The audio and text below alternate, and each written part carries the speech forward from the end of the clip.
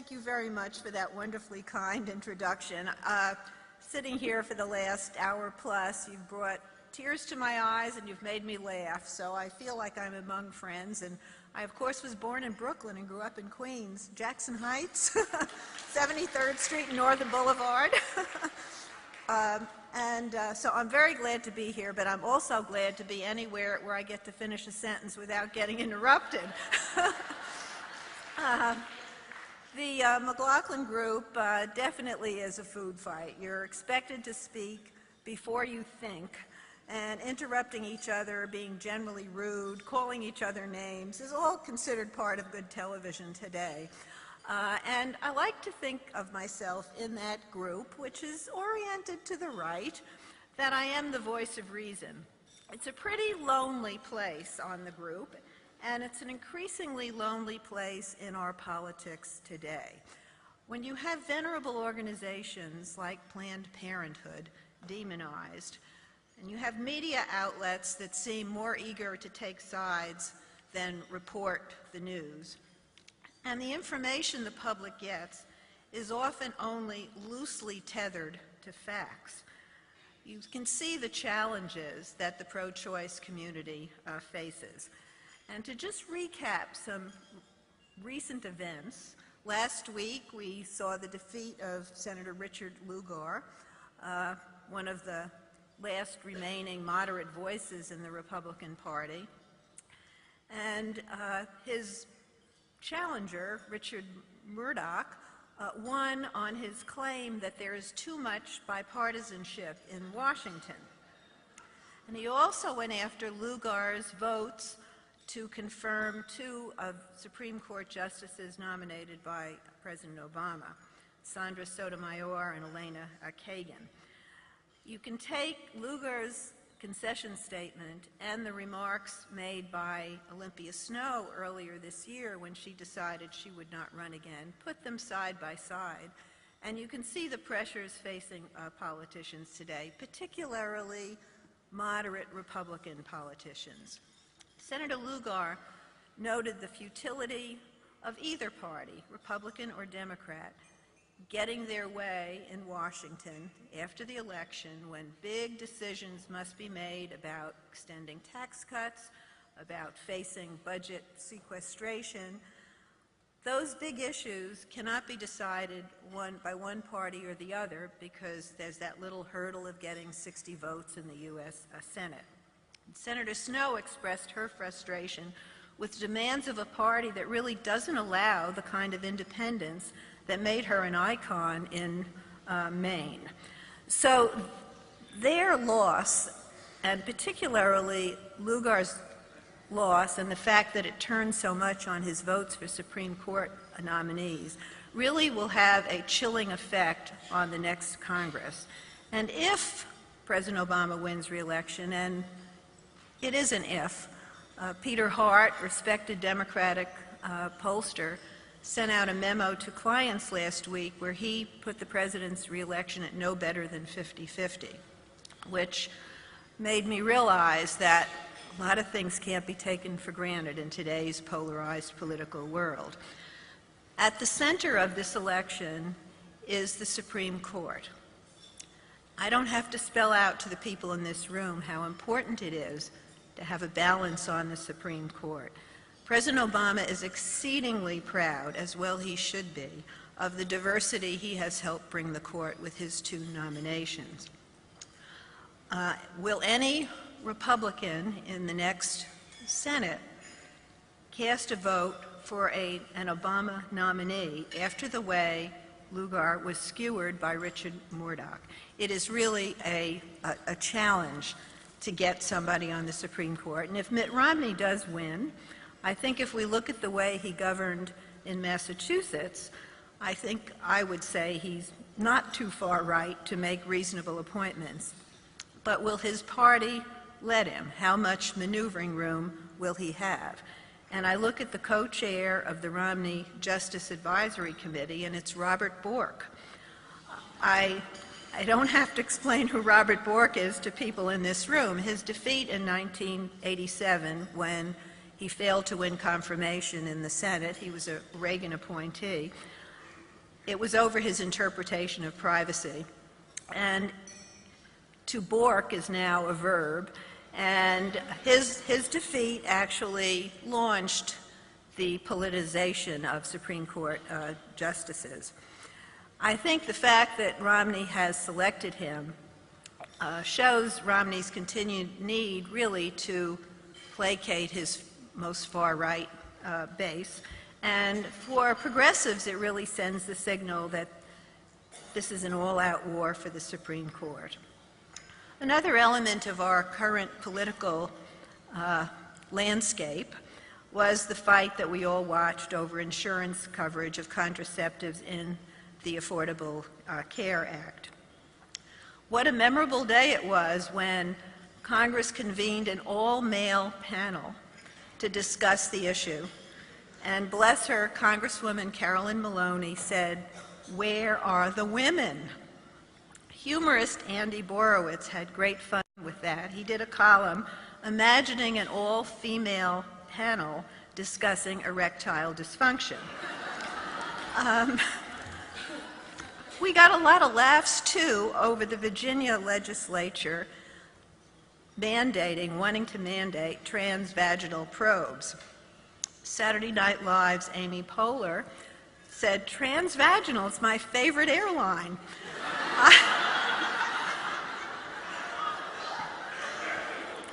I have so many miles, I always get upgraded to lady business.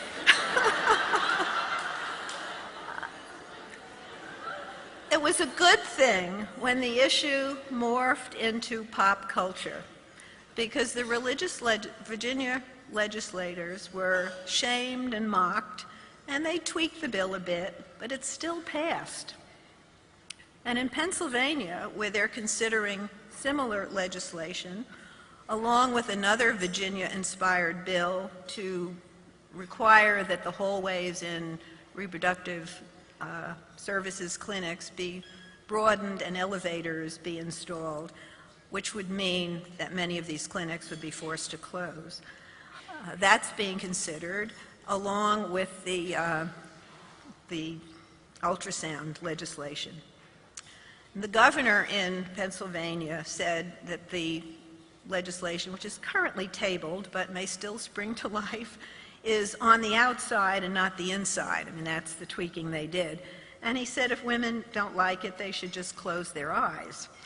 So this is the kind of atmosphere that has erupted around the country. And in Pennsylvania, there are only 12 reliably pro-choice votes out of 253 legislators.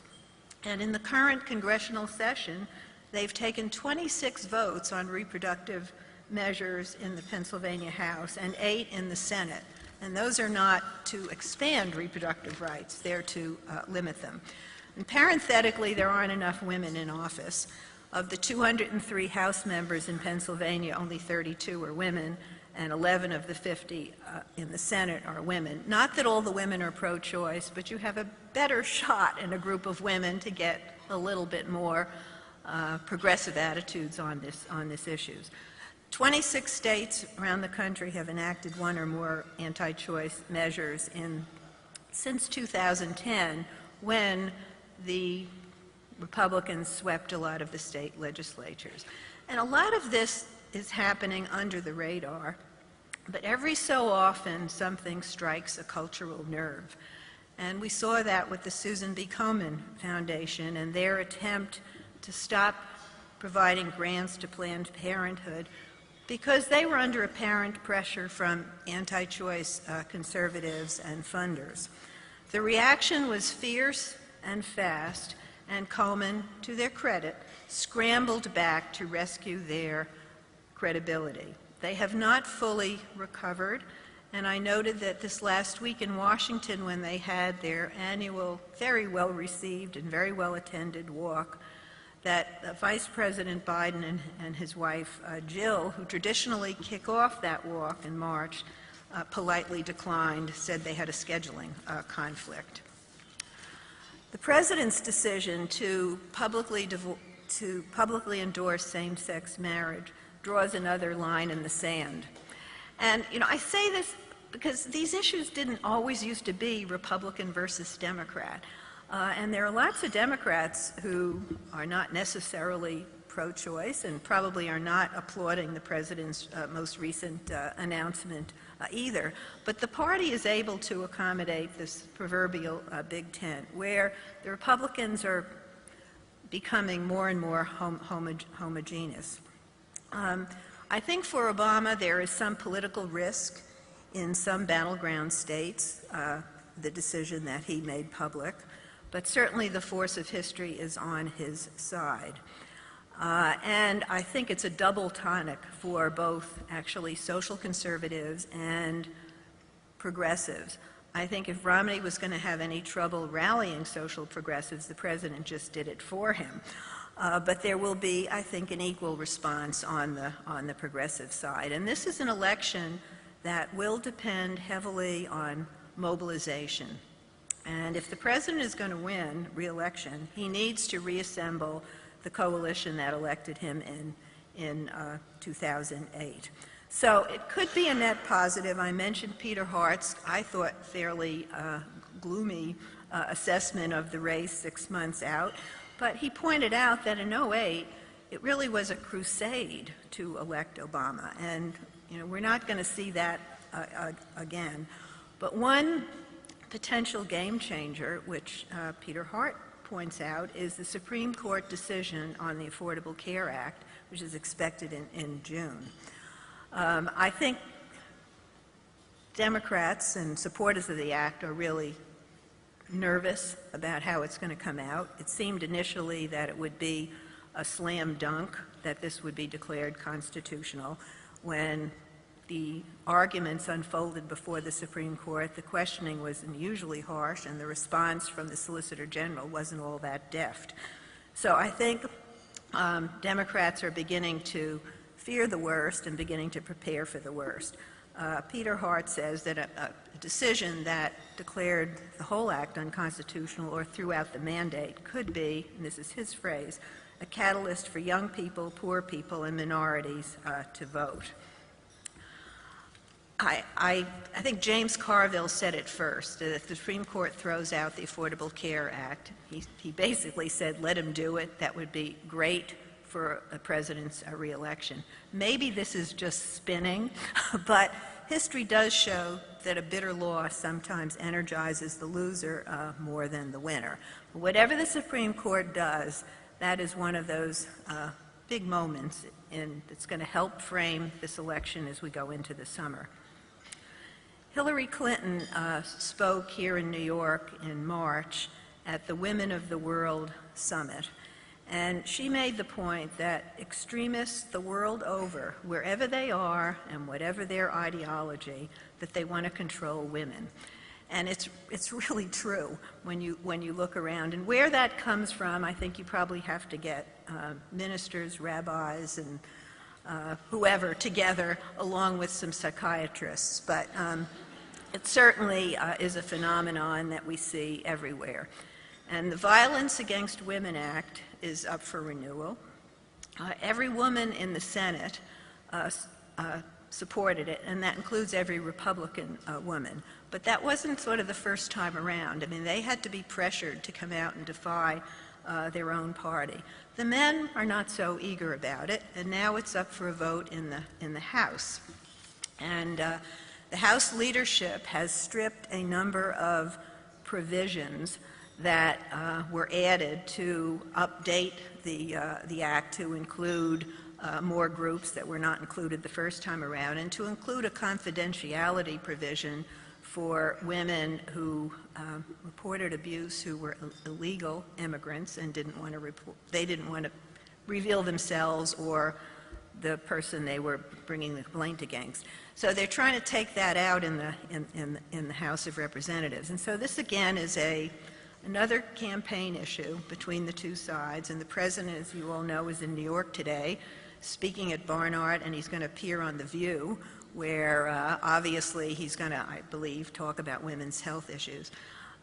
The gender gap is huge at the moment. It's something like 18 points. And the Democrats have to keep that alive or they're not going to win.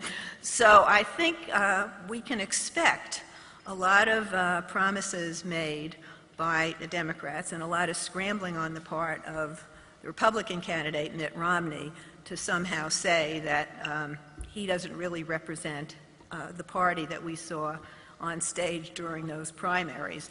And separating himself from his party is Romney's big task. And the Obama campaign is going to do everything they can to remind the public of all the positions that Romney took on his way to win the nomination. A vigilant media and an engaged electorate are essential as we move into the next phase of this campaign. In the good old days, the period between now and summer and Labor Day, the candidates would sort of take a break. They can't afford to do that at all. I remember in 1988, after the convention, Michael Dukakis wanted nothing more than to go back and sleep in his own bed and tend to the affairs of state. He felt so guilty abandoning Massachusetts. He was the governor. He probably lost the election in that period.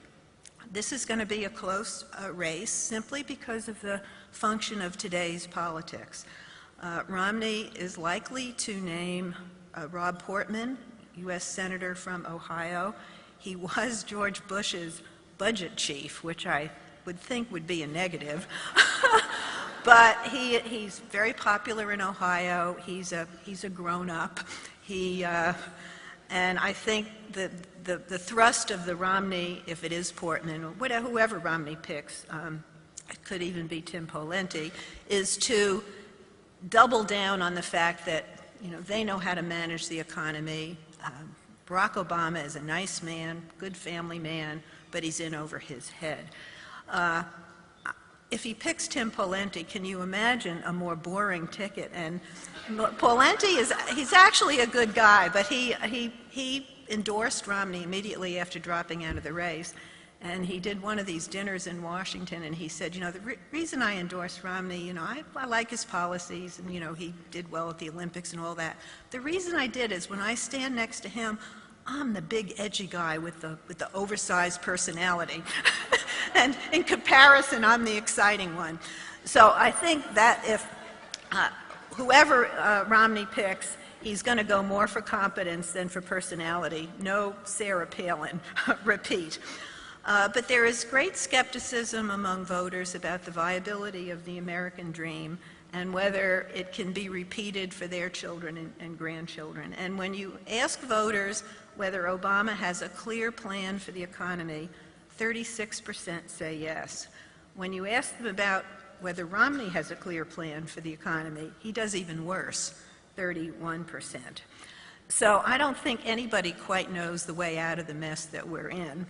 And I think the president feels the policies he's put in place just need some more time. And Romney is claiming if he were president, we would be much further along in the recovery. But Romney is broadly acceptable to the American people, and he's trying to define himself as a responsible conservative, while, as I said, Obama is going to keep reminding voters of the more extremist positions that he took on his way to securing the nomination, including, as you saw in the video, his vow to, quote, get rid of federal funding for Planned Parenthood. The president has demographics on his side, a huge gender gap, 95 plus confidence from African Americans, and I don't think they're going to abandon him even though many are uncomfortable with his position on same-sex marriage. He's strong support among Hispanics and 2-to-1 among young people. But it's a wild card as to how many will actually get out and vote. If the economy is the same over the next 6 months as it's been the last 2 months, which is a very weak jobs growth, I think Obama is in big trouble. I just read that George W. Bush was the first president to be reelected with an approval rating under 50% since Harry Truman. So that may be another record that Obama might have to try to break. He has not cracked 50 and stayed there for any length of time for quite some time. He does win on likability over Romney, and that matters. I think this election is going to be decided really on two things: that unemployment number, as faulty as it is, whether it's going down, that's important for Obama, and then the debates. And they've announced 3 debates in October. Mark your calendars: October 3rd, October 16, and October 22. Romney has had a lot of experience in debates. The Republicans did 20 of them. But there's certainly a lot riding on this election. And I want to close with something that Vernon Jordan said recently. I think people in this room know who Vernon is, the former head of the Urban League, a good friend to President Clinton. And I knew him way back when I was just learning to be a reporter in Atlanta, Georgia. Vernon says that Obama's re-election is more important than his election, because America is about reaffirmation. And I think that can also be said about the goals and the principles and the values that we've heard expressed here today. They too are fragile and must be constantly reaffirmed. Thanks so much for having me.